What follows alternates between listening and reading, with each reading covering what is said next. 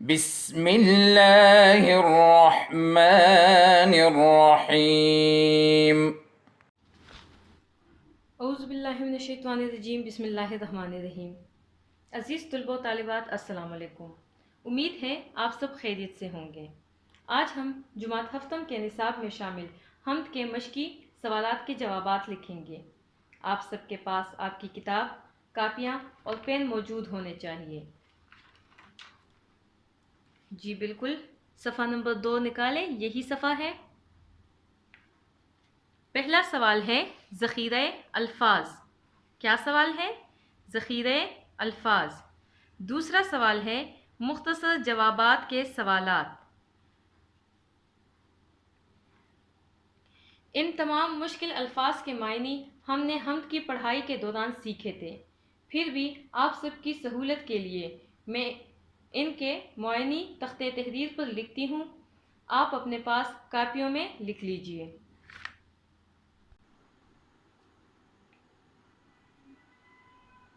پہلا لفظ ہے عالم، دنیا، عالم، دنیا۔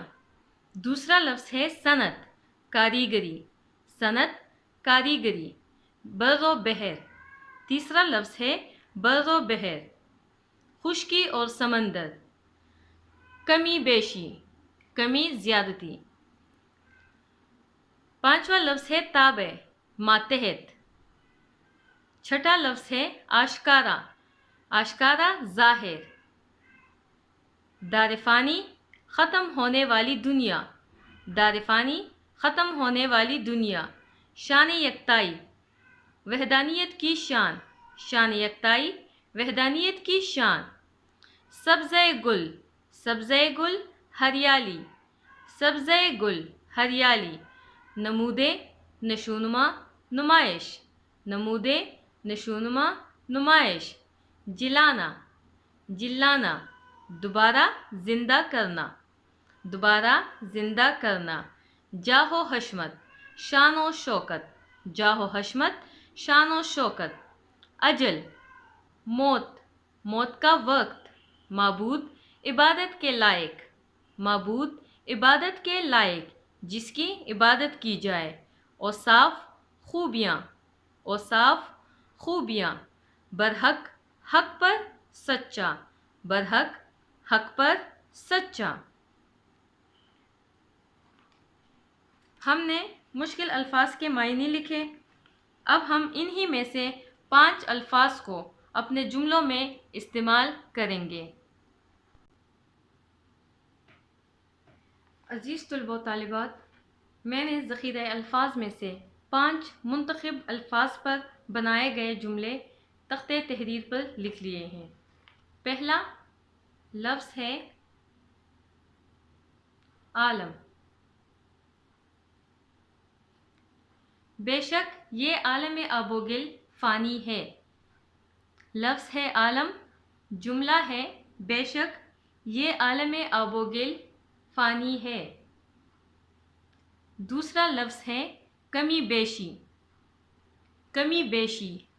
لین دین کے معاملات میں اکثر کمی بیشی ہو جاتی ہے، کمی بیشی، لین دین کے معاملات میں اکثر کمی بیشی ہو جاتی ہے۔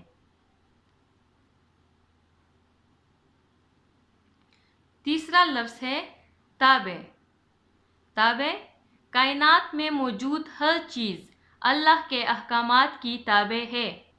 لفظ ہے تابع، جملہ ہے کائنات میں موجود ہر چیز اللہ کے احکامات کی تابع ہے۔ چوتھا لفظ ہے بر و بحر۔ بر و بحر کا خالق و مالک اللہ تعالیٰ ہی ہے۔ بر و بحر، بر و بحر کا خالق و مالک اللہ تعالیٰ ہی ہے۔ اوصاف، اوصاف یعنی خوبیاں۔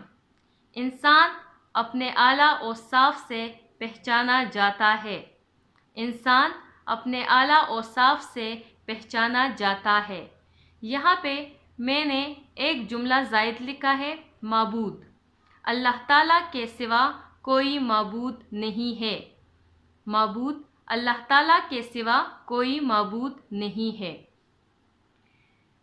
5 جملے ہم نے مشقی سوالات کے لکھے، ایک ہم نے زائد لکھا۔ آپ کے پاس ذخیرہ الفاظ میں جتنے الفاظ ہیں ان میں سے کم 3 نئے الفاظ کو آپ نے بذات خود اپنے الفاظ میں جملوں میں استعمال کرنا ہے۔ سمجھ آ رہی ہے؟ ذخیرہ الفاظ میں موجود جتنے الفاظ ہیں ان میں سے اپنی پسند کے 3 الفاظ کو آپ نے بذات خود جملوں میں استعمال کرنا ہے اور ان کو اپنی کاپیوں میں لکھنا ہے۔ اب ہم دوسرے سوال کی طرف بڑھتے ہیں۔ دوسرا سوال ہے مختصر جوابات کے سوالات۔ عزیز طلباء و طالبات، پہلا سوال ہے اس حمد کے شاعر کون ہیں؟ شاعر کے بارے میں مختصراً اپنے الفاظ میں لکھیے۔ اس کا جواب ہے اس حمد کے شاعر اکبر الہ آبادی ہیں۔ کون ہیں؟ اکبر الہ آبادی۔ اکبر الہ آبادی کا اصل نام سید اکبر حسین رضوی تھا۔ کیا تھا؟ سید اکبر حسین رضوی تھا۔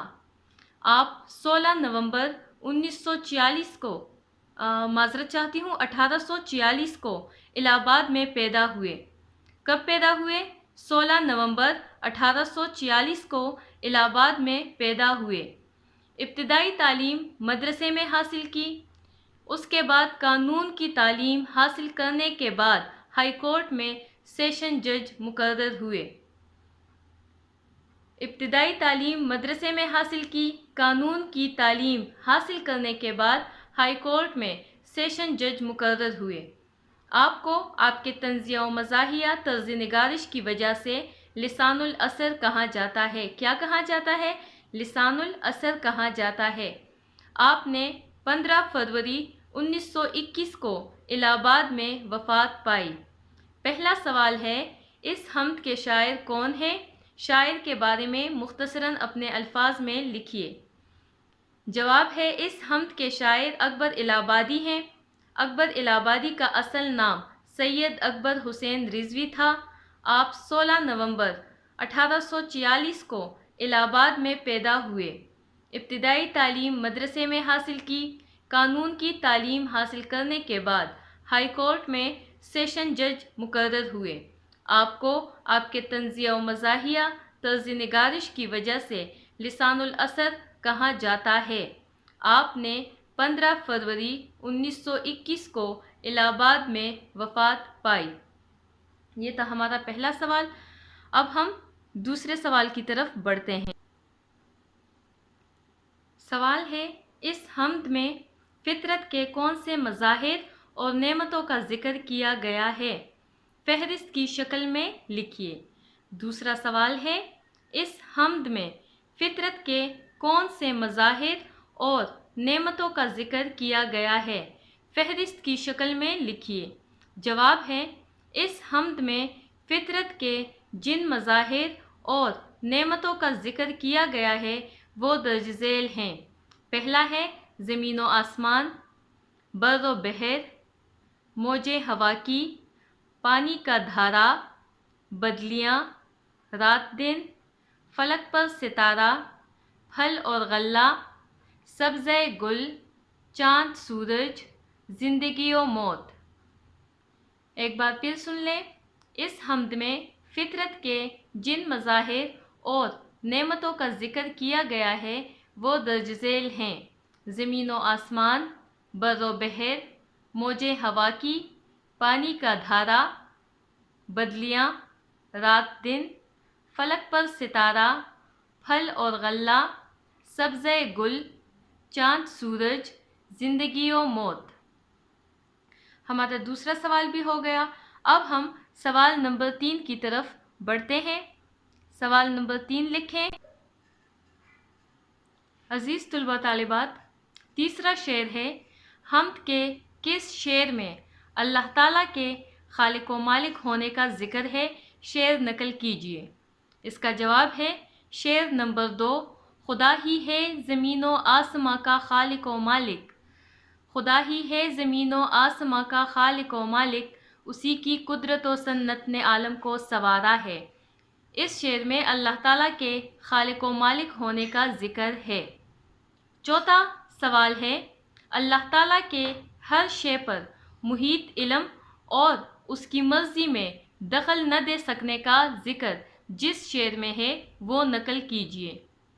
اس کا جواب ہے شعر نمبر 8، کوئی ذرہ نہیں عالم میں اس کے علم سے باہر، کوئی ذرہ نہیں عالم میں اس کے علم سے باہر، جو مرضی اس کی ہے دخل اس میں دے، یہ کس کو یارا ہے۔ میں اللہ تعالیٰ کے ہر شے پر محیط ہونے اور اس کی مرضی میں دخل نہ دے سکنے کا ذکر ہے۔ ایک بار پھر سن لیجئے۔ تیسرا سوال ہے، حمد کے کس شعر میں اللہ تعالیٰ کے خالق و مالک ہونے کا ذکر ہے؟ شعر نقل کیجئے۔ شعر نمبر 2، خدا ہی ہے زمین و آسماں کا خالق و مالک، خدا ہی ہے زمین و آسماں کا خالق و مالک، اسی کی قدرت و سنت نے عالم کو سنوارا ہے۔ میں اللہ تعالیٰ کے خالق و مالک ہونے کا ذکر ہے۔ چوتھا سوال ہے، اللہ تعالیٰ کے ہر شے پر محیط علم اور اس کی مرضی میں دخل نہ دے سکنے کا ذکر جس شعر میں ہے وہ نقل کیجیے۔ شعر نمبر 8، کوئی ذرہ نہیں عالم میں اس کے علم سے باہر، کوئی ذرہ نہیں عالم میں اس کے علم سے باہر، جو مرضی اس کی ہے دخل اس میں دے، یہ کس کو یارا ہے۔ میں اللہ تعالیٰ کے ہر شے پر محیط ہونے اور اس کی مرضی میں دخل نہ دے سکنے کا ذکر ہے۔ چار سوالات کے جوابات ہمارے ہو گئے ہیں۔ اب ہم اپنے 5ویں اور آج کے آخری سوال کی طرف بڑھتے ہیں۔ 5واں اور آخری سوال ہے، حمد میں جن بادشاہوں کا تذکرہ ہے ان کے نام تحریر کیجیے۔ جواب ہے، حمد میں جن بادشاہوں کا تذکرہ ہے ان کے نام درج ذیل ہیں۔ Number 1 Faridun, number 2 Kaikhusrau, number 3 Sikandar, number 4 Dara. ایک بار پھر جواب سن لیجئے۔ حمد میں جن بادشاہوں کا تذکرہ ہے ان کے نام درج ذیل ہیں، فریدوں، کیخسرو، سکندر، دارا۔ یہ تھا ہمارا آج کا سبق۔ عزیز طلبہ و طالبات، یہ تھا ہمارا آج کا سبق۔ آپ نے ان تمام سوالات کے جوابات خوش خط اپنی کاپیوں میں لکھنے ہیں اور ان کی تصاویریں مجھے واٹس ایپ کرنی ہیں۔ کل انشاءاللہ نئے سوالات کے ساتھ پھر حاضر ہوں گی۔ تب تک کے لیے اپنا خیال رکھیے گا۔ اللہ حافظ۔ اللهم انفعنا بما علمتنا وعلمنا ما ينفعنا وزدنا علما